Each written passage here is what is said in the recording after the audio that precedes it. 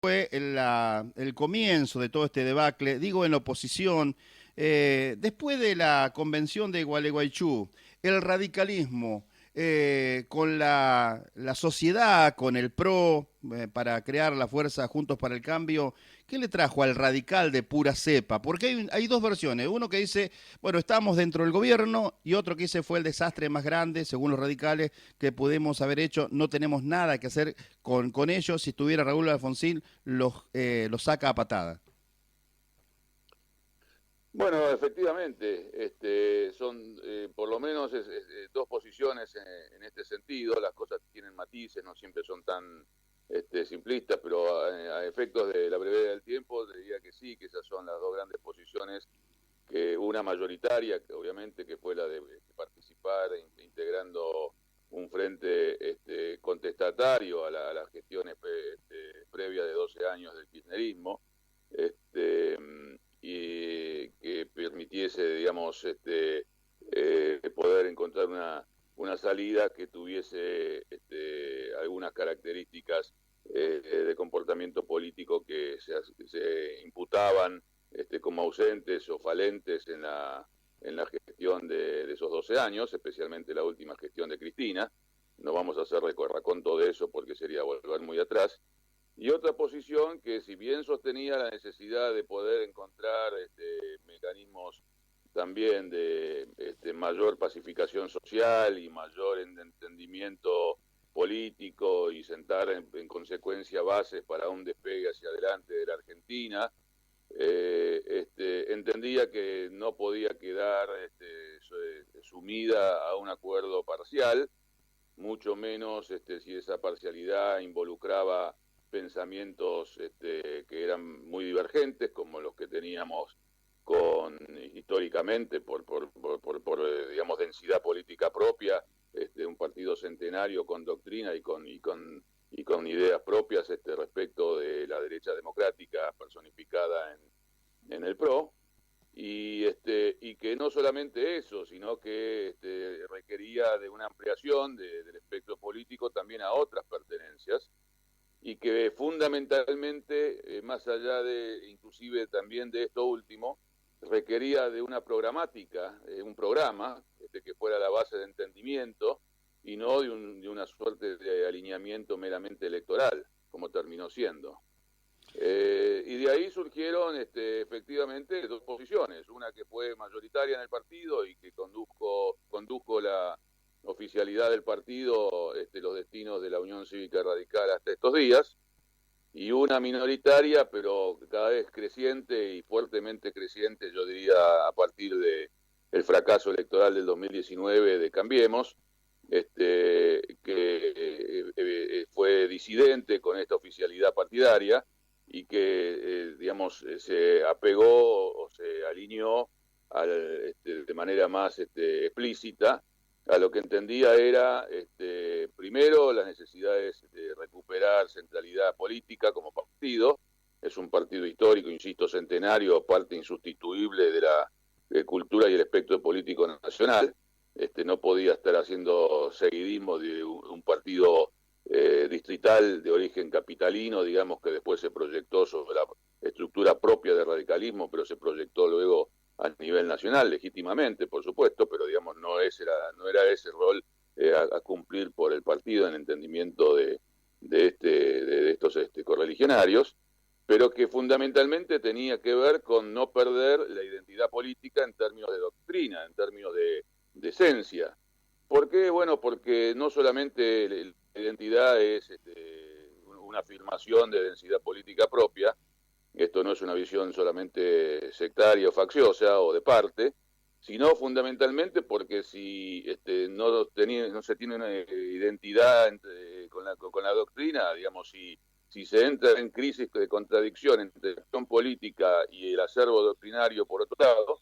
lo que estalla es el proyecto político del partido. Y un partido sin proyecto político pierde capacidad de significancia política, pierde consideración en la opinión pública, como ha perdido el radicalismo todos estos años, y pierde fundamentalmente capacidad propositiva hacia la ciudadanía. La ciudadanía hoy no sabe lo que piensa el radicalismo. No piensa tantas cosas distintas y a veces contradictorias como digamos, opiniones hay de quien las emite. Claro. Se ha perdido esa capacidad propositiva, se ha estallado el proyecto político y hoy el radicalismo es una especie de cáscara institucional con radicales que en ebullición permanente, pero que no termina digamos, de cuajar una recuperación de su identidad y una, como digo, insisto en este aspecto, una capacidad de propuesta a la ciudadanía. Por lo tanto, el servicio político y el servicio público que como partido está prestando es absolutamente falente y absolutamente deficitario. Así que es un proceso, diría yo,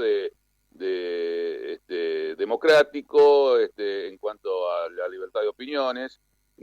no tan democrático en cuanto a las dificultades de los procesos democráticos internos que la actual oficialidad partidaria ha puesto en todos estos años, al cierre de los espacios de debate, a la inmovilización de las instituciones partidarias. Eso de democrático no tiene casi nada o nada, y ciertamente, por lo tanto, aumenta también la presión de los contestatarios y de aquellos que queremos,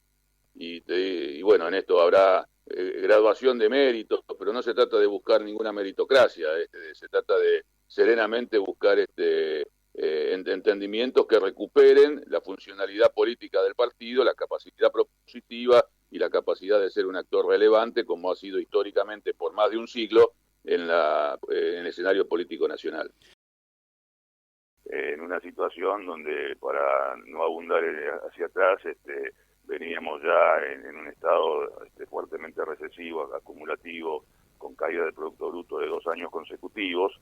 en un contexto general de esta inflación ya de más largo plazo, y que excedía inclusive hacia atrás la gestión de la administración política anterior, y con una situación de restricción fiscal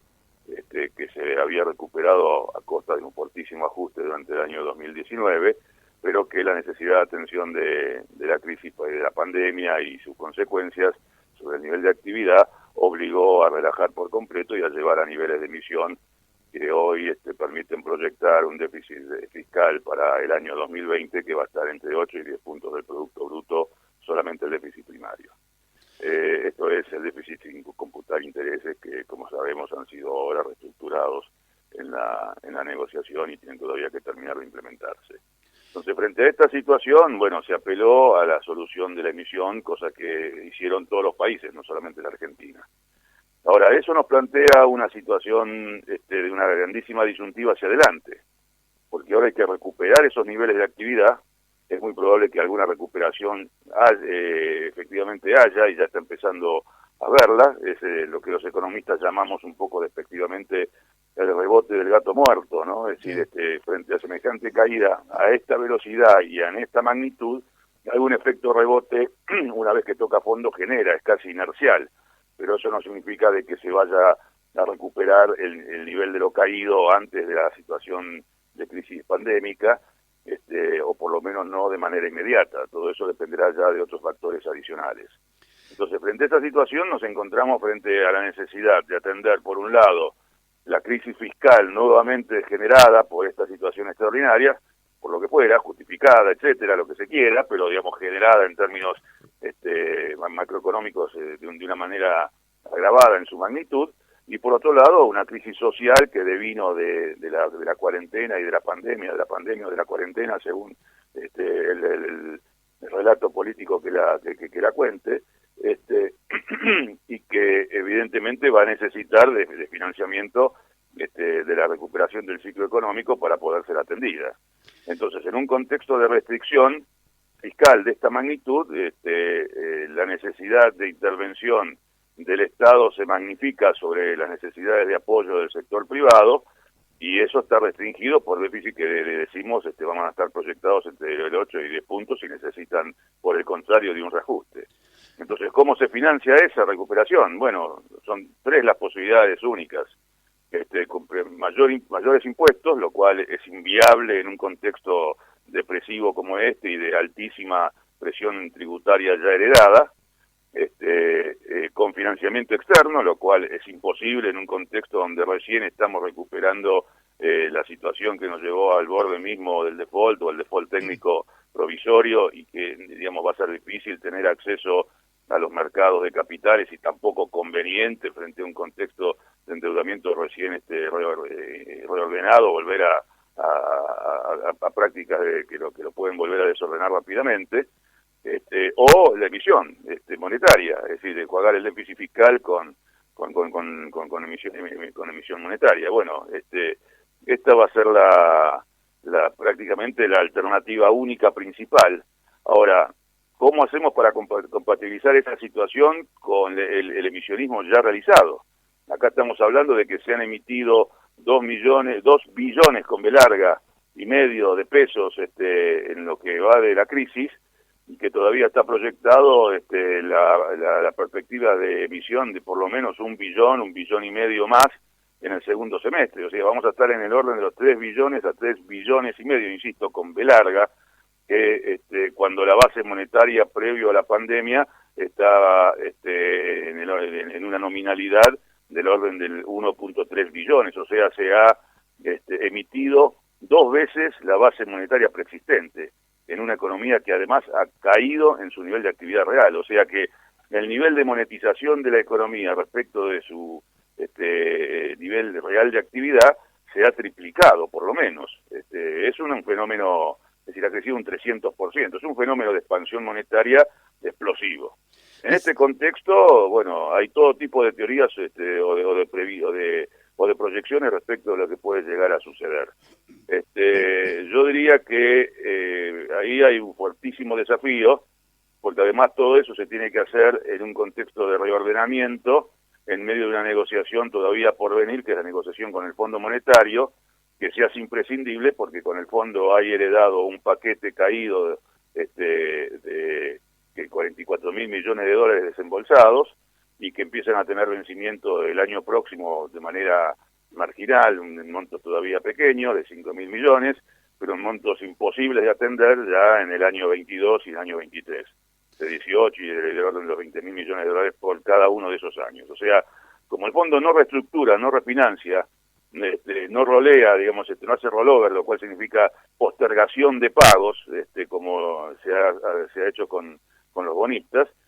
sino que financia eventualmente nuevos programas que pagan el viejo. Bueno, habrá que ver cómo se vuelve a tener un programa activo con el fondo y cuáles son las condicionalidades que entonces el fondo impone a ese programa. Pero aún más allá de las condicionalidades que el fondo pudiese imponer, la necesidad de ordenar fiscalmente el desajuste producto de la pandemia va de suyo a la estabilidad de precios y a la estabilidad de la economía, o en todo caso las posibilidades de crecimiento. Hace falta financiar la recuperación del nivel de actividad.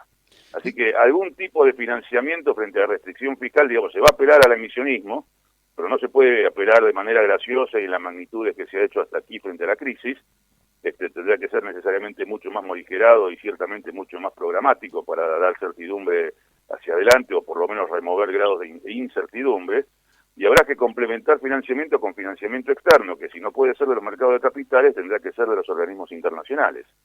Entonces habrá que ver qué es lo que se puede hacer en materia de negociación de un nuevo programa con el fondo y si eso tiene una fuente de financiamiento.